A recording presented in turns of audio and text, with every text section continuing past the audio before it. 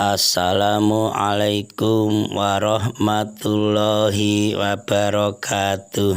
Selamat berbahagia jamaah ngaji tafsir Al-Quran dengan referensi kitab tafsir Al-Ibris Mu'alib Mbah Kyai Haji Bisri Mustafa Rembang dengan sanad Mbah Kyai Haji Samsul Muin Khalid, pendiri dan pengasuh Pondok Pesantren Darul Amin, Jajak Banyuwangi, Jawa Timur. Semoga berkah.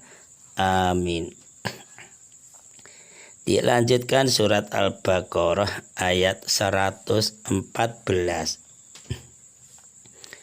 A'udzu billahi minasyaitonir rajim. Bismillahirrahmanirrahim. Wa man adlamu mimman mana'a masajidallahi ayudkara fiha ismuhu wa sa'a fi kharabiha. Ulaika makana lahum ayadkhuluha illa khaifin. Lahum fid dunya khisyun wa lahum fil akhirati adzabun adzim.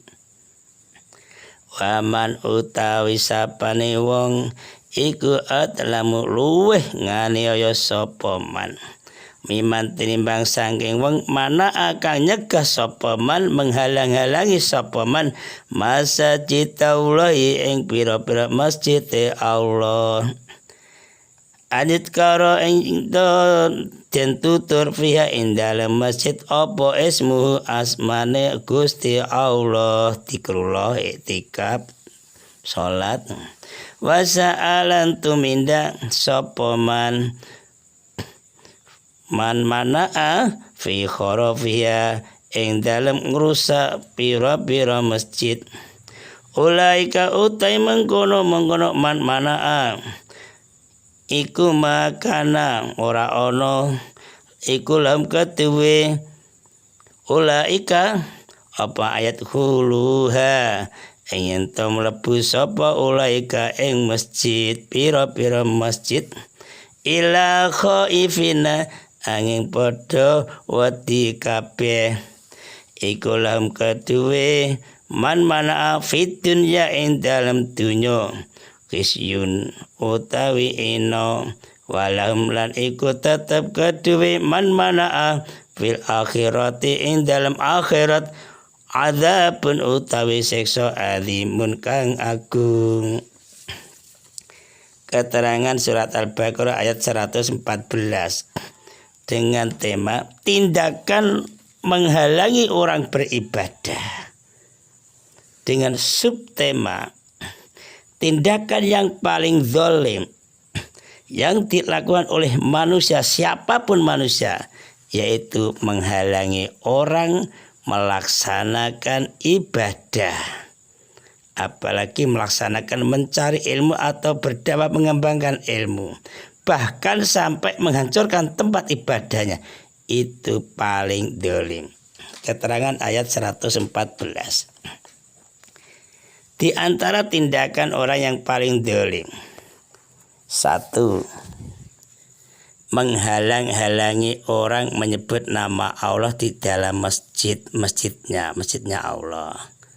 Ya, contoh-contohnya menghalang-halangi segala perbuatan yang berhubungan dengan urusan agama. Contohnya itu belajar agama, belajar ngaji, iktikaf, sholat, zikir, majelis taklim, itu kok dihalang-halangi, tidak boleh, termasuk kategori orang paling zalim. 2. Merobohkan masjid-masjid Allah, tempat ibadah, ya termasuk di dalamnya perbuatan atau usaha atau tindakan yang di situ maksudnya bertujuan untuk merusak, untuk merobohkan, bahkan untuk menghalang-halangi pendirian masjid atau musala atau tempat ibadah. Itu termasuk orang paling zalim. Kedua macam perbuatan yang di atas tadi itulah perbuatan orang dolim. Mengapa perbuatan keterangan tadi dikatakan perbuatan sangat dolim? Karena perbuatan itu mengakibatkan, menghasilkan, menimbulkan hilangnya syiar agama Allah, agama Islam. Nah, kita harus paham. Jangan sampai jadi orang yang menghalang, kita harus menjadi orang yang meneruskan ibadah di masjid itu. Nah, di sini para mufassirin ahli tafsir sependapat bahwa ayat di atas yang saya terangkan tadi ayat 114 itu menggambarkan atau mengisyaratkan tindakan yang umum dan tindakan yang khusus. Nah, satu umum, dua khusus. Yang dimaksud tindakan yang umum ialah segala macam tindakan perbuatan yang berhubungan dengan menghalang-halangi manusia untuk beribadah di dalam masjid, dan tindakan merobohkan masjid-masjid Allah tempat ibadah. Itu termasuk tindakan umum.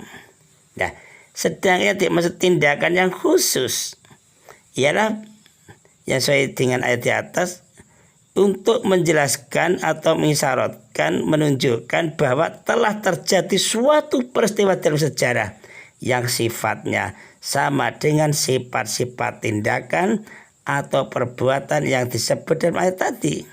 Maka di situ para alim fasirin, alim tafsir berbeda pendapat tentang peristiwa yang dimaksud oleh ayat 114 ini. Pendapat pertama, ayat di atas menggambarkan, mengisyaratkan, menunjukkan tindakan orang-orang musyrik Mekah yang menghalang-halangi keinginan Kanjeng Nabi Muhammad SAW beserta para sahabat-sahabatnya yang di situ hendak mengerjakan ibadah umroh pada bulan Zulhijjah tahun ke-6 Hijriah, itu bulan Maret tahun 628 Masehi. Nah, sikap kaum musyrik itu akhirnya melahirkan perjanjian Hudaybiyah. Ini kurang ajar ini.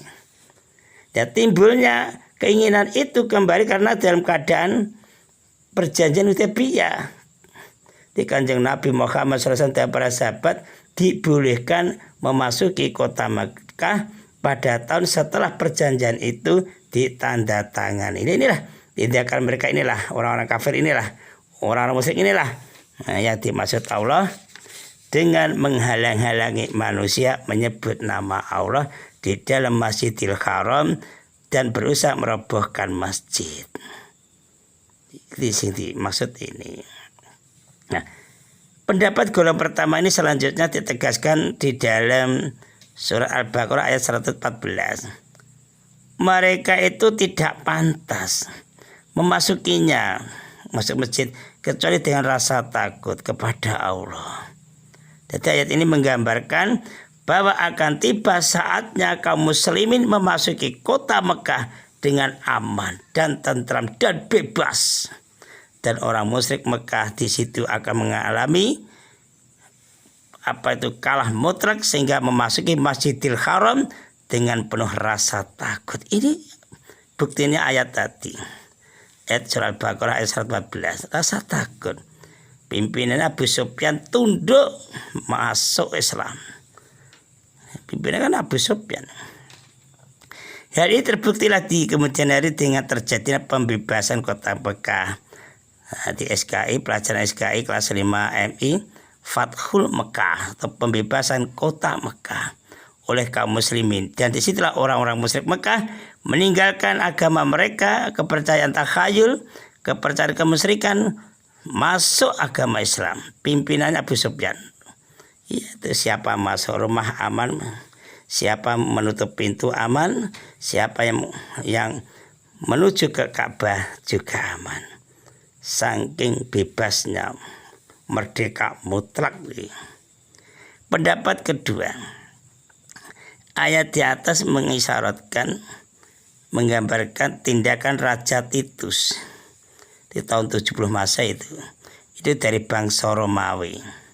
Memang dia Raja Titus anak Kaisar Vespasianus yang menghancurkan Haikal Sulaiman, haikal candi Nabi Sulaiman, dan tempat-tempat ibadah orang-orang Yahudi dan Nasrani di Yerusalem. Nah, itu pernah kedua yang dimaksudnya. Tindakan orang musyrik Mekah menghalang-halangi Rasulullah SAW dan kaum muslimin memasuki kota Mekah untuk melaksanakan ibadah umroh. Dan tindakan Raja Titus menghancurkan Baitul Maqdis termasuk di dalam tindakan yang umum. Sedang dimaksud tindakan khusus yang sesuai dengan ayat ini ialah pendapat kedua, karena adanya perkataan merobohkan masjid. Jadi merobohkan masjid Allah dalam ayat ini. Ya, kaum musyrik Mekah tidak pernah kok merobohkan masjid Allah dalam arti benar, enggak. Mereka hanya mengotori Baitullah dan menghalangi kaum muslimin beribadah, gitu loh. Sedangkan Raja Titus dan tentara itu memang benar-benar merobohkan Baitullah di Yerusalem dan membunuh orang-orang yang beribadah kepada Allah. Masya Allah, bahasa Israel itu. Lanjutan ayat menerangkan sifat-sifat yang harus dilakukan oleh manusia, khususnya kita, anak didik kita, keluarga kita, ketika memasuki masjid Allah. Itu harus dengan tunduk, patuh, dan memurnikan ketaatannya hanya kepada Allah semata. Jadi diingatkan Bapak Ibu guru yang mengajar di SDMI atau MA atau MTS atau SMP, pokoknya kok dekat masjid, apalagi tingkat MI atau SD, anaknya kan belum dewasa, itu Bapak Ibu guru harus betul-betul mendampinginya. Kalau tidak cepat didampingi, anak-anak itu yang gelutan, pelayan, lari-lari, maka dengan inilah sebagai ngaji ini tambahan mengingatkan kita supaya anak-anak dilatih disiplin. Nah, dari ayat ini dapat dipahami bahwa manusia dilarang memasuki masjid Allah dengan sikap angkuh dan riya, tidak boleh. Apalagi masjidnya besar, anak-anak bawa bola, main bola, tidak boleh itu. Lari-lari saja tidak boleh, tidak boleh. Apalagi masjidnya kalau tidak ada orang terus main gitar, musik, itu juga tidak boleh. Bahkan kita dilarang masuk masjid, di situ ingin menghalangi orang beribadah juga tidak boleh. Kita saja menghalangi tidak boleh. Tidak boleh. Pokoknya siapapun yang mau merusak masjid itu dilarang, tidak boleh. Maka pada akhir ayat inilah Allah mengancam orang yang melakukan tindakan-tindakan seperti tadi, merobohkan masjid, menghalang-halangi, mengotori, tidak membersihkan, mengotori. Nakal-nakal tuh anak-anak sekarang itu lo kadang bawa makanan, plastiknya, kantongnya ditinggal. Makanya dekat sekolah hati-hati Bapak Ibu guru ini khususnya. Nah, Allah memang mengancam pada orang yang melakukan tindakan yang di situ merobohkan, menghina masjid itu. Ya, itu akan diancam oleh Allah, diberi kehinaan di dunia sampai akhirat. Iya, di dunia dihina, di akhirat pun juga hina, bahkan mendapat malapetaka, kehancuran sampai akhirat ini. Langsung tidak langsung pasti menerimanya azab atau siksa dari Allah. Allah Maha mengetahui. Allah juga melarang manusia melakukan segala macam tindakan yang berhubungan dengan menghalang-halangi manusia untuk berdoa. Kamu jangan berdoa, kamu jangan sholat, kamu jangan ngaji, kamu jangan etikaf, kamu jangan belajar agama, kamu jangan beribadah di situ. Pokoknya melarang-melarang itulah. Malah dilarang oleh Allah. Maka sebab apa? Orang yang melarang itu berarti kan tidak menegakkan syariat agama. Itu menghancurkan syariat agama di dalam masjid-masjidnya Allah. termasuk merusak merobohkan masjid orang-orang seperti itu. Ada orang ngaji tidak boleh. Nanti gimana perasaan yang ngelarang itu? Kadang-kadang yang melarang itu juga orang pintar kadang-kadang itu. Ya saya tidak tahu masalah. Kok tidak boleh gimana itu tidak tahu. Kalau diusahakan kita kerjasama masjid itu dipelihara bersama-sama supaya sama siarnya itu.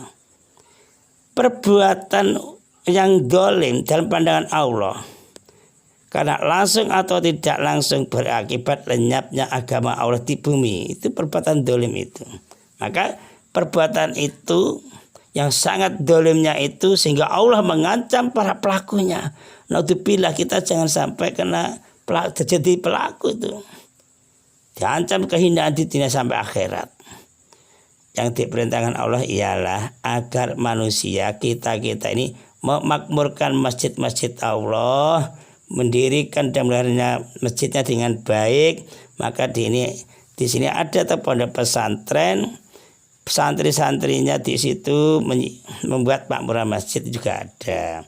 Ya kita juga ikut, tapi ikutnya sebatas kemampuan. Ayo kita sholat berjamaah, ngaji, sesuai kemampuan. Terus kita ini oleh Allah kalau masuk masjid diusahakan dengan rasa tunduk, patuh, berserah diri kepada Allah. Shadaqallahul Azim. Assalamualaikum warahmatullahi wabarakatuh.